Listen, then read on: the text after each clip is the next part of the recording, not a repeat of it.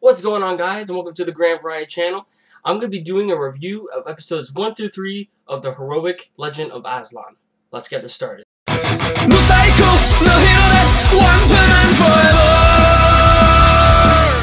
So what is this series about so far? Well, basically this series, it takes place within the medieval area where you have a bunch of kingdoms and countries fighting one another for power. And this story is also written by the same person who wrote Full Metal Alchemist Brotherhood. So from what I've seen so far, this series does look pretty good. I don't think it's ever going to be as good as Full Metal Alchemist Brotherhood.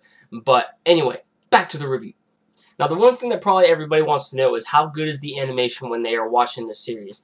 Now, the animation is actually really good here. It flows very well. I personally enjoyed it.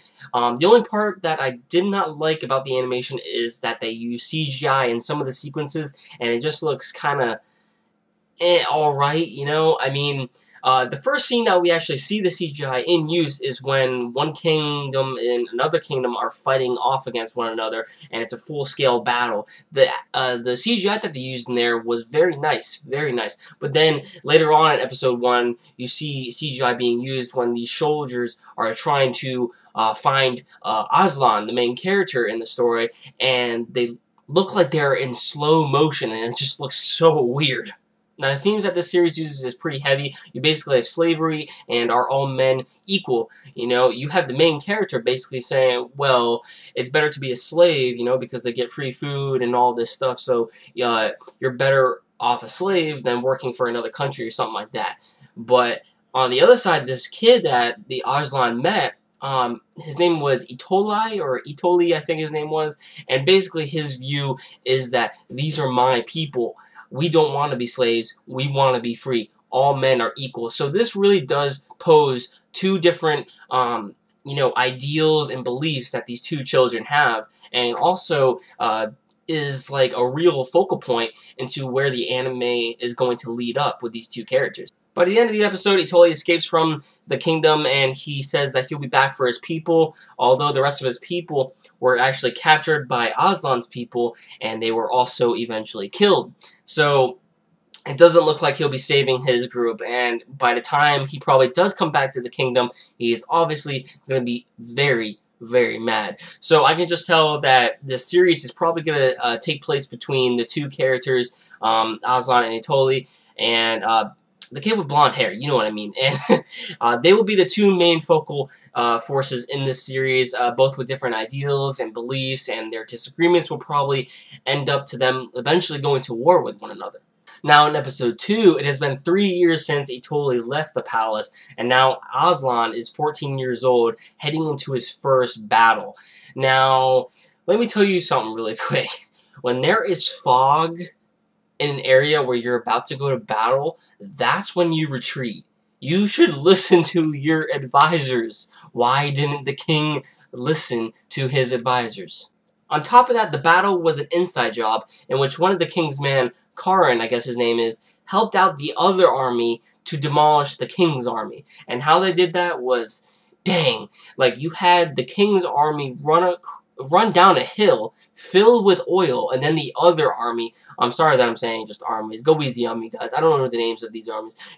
This is medieval era, but anyway, you basically had the other army shoot up a fire arrow into the oil where there's a bunch of soldiers down there, and bam, whole fire just starts spewing up and everything. They basically just lost half of their army at that point.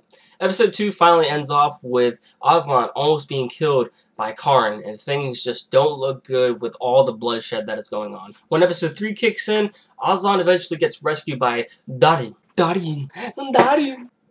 Now, while that might be the good thing that actually happened out of this episode, the bad thing that actually happened out of this episode was that we finally realized that the king actually retreated from his battle. What kind of a king doesn't listen to his advisors and then also retreats?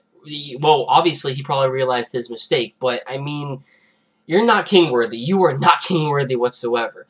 We also get to meet a new character out of this episode named Silvermask, and apparently he knows the king and wants revenge on him. Now, it's speculated that either he was captured or whether he was killed or not. I don't know if he was killed, because it looks like in one of the scenes he did end up killing the king. Although we could suspect that probably he has bigger plans for the king in the future, and so that's why he captured him. Now, one thing that I liked about this episode is that we get to see some sort of dialogue between the blue soldiers on the opposing side, and they said that if they had not used the fog to their advantage, or the cliffs, or even the help from Karn for that matter, that they basically would have lost the fight. And that just shows how strong that the opposing force was. So they basically won through psychological means already. They took out basically the whole army. They got the king captured, or either they even killed the king, and they basically killed pretty much everyone. The only two people alive are Arslan and Daryun, you know. So I mean, now due to all this stuff that is happening, Daryun and Arslan had to basically go to a different location in order to recover. And we also get to meet two new characters. We don't really know much about them. Their names are Elam and Narcissus. So we don't really know much about them, but what I do think that this series is going to take up in the next few episodes is basically that Arslan is going to get the news of his father's death, or maybe his capturing or something like that, and basically he's going to want to get revenge on the other kingdom, you know, and then he's going to build up an army, you know. That seems like the most logical thing that's going to happen, although what I really do want to happen is see the other kid that was in episode 1, Itoli, whatever his name is, you know, he basically has to make an appearance. He really should make an appearance back, because I want to see if Arslan and him will work together in the future. Anyways, guys, that about does it for my review, the first 3 episodes of the heroic legend of Arslan. I really hope you enjoyed it. I'm going to be doing more reviews in the future as these episodes keep on releasing, so stay tuned for that. If you like this video, please give it a like, and leave your thoughts in the comments down below, and tell me what you thought about the series so far. And if you want to subscribe, go ahead and do that. Anyways, guys, I'll catch you guys next time.